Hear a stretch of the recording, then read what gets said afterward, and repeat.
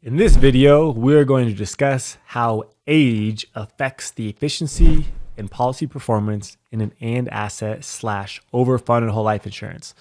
So if you are a young whippersnapper and you're on TikTok at the age of 60 years old, or if you are a 35-year-old individual that's still on Facebook, I have the best of both worlds for both of you, because we're going to take a look at an individual who is 35 years old, and we're going to compare it to somebody who is 60 years young, and we are going to see how the policy performance, what it does.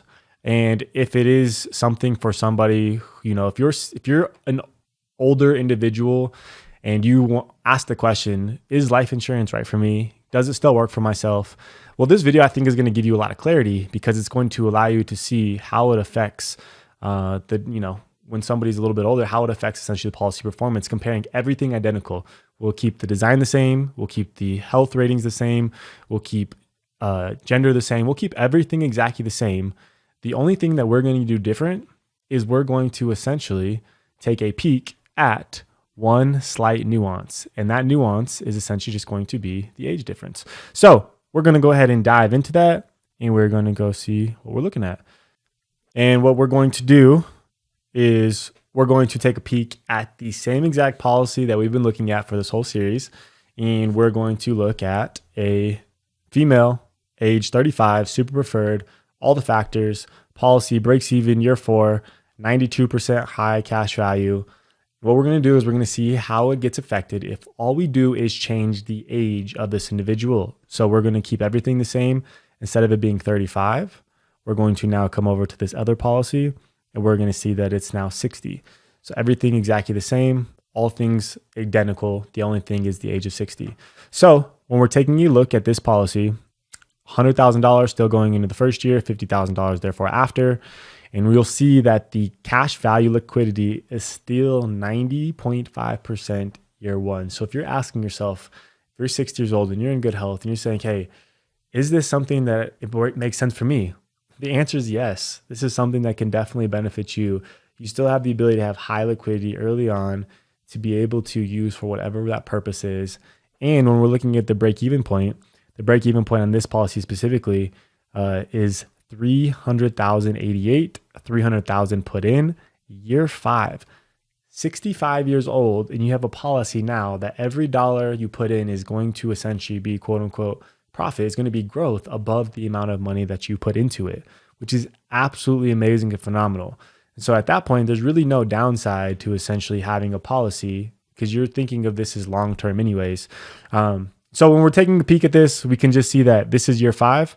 And when we took a peek at the other policy, when we're looking at it from the age 35, we are going to see that that was year 4 that broke even. So it was just a 1-year difference. And the amount of cash value year 5 is 309 versus the amount of cash value at this one is 300. So it's about a $9,000 difference.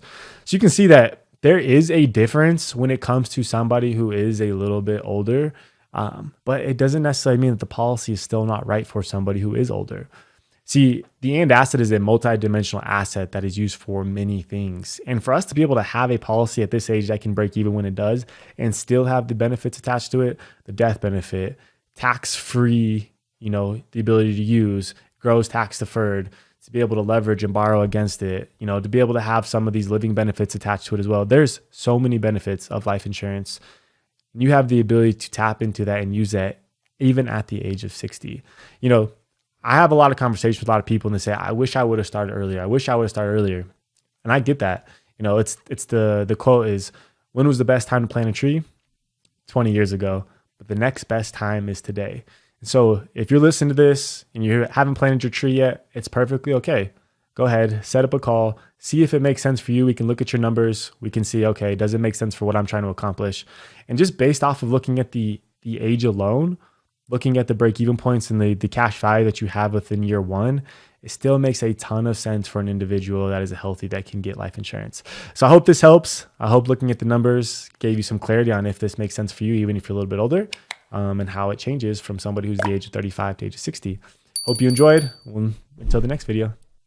Hey, I want to thank you so much for watching this video to the end. This video is on life insurance, and if you have more questions about life insurance, infinite banking, why you should overfund it, we have a link below that goes to our And Asset Vault. This is a free vault that gives you everything you need to know about life insurance. We have case studies, we have a calculator on there, we have a handbook, we have frequently asked questions, we go through a process. I have my masterclass on there. We literally want to be the one-stop shop for every life insurance decision. And so if you want to learn more, click the link below, and we look forward to educating and maybe opening your mind and eyes to the power of life insurance.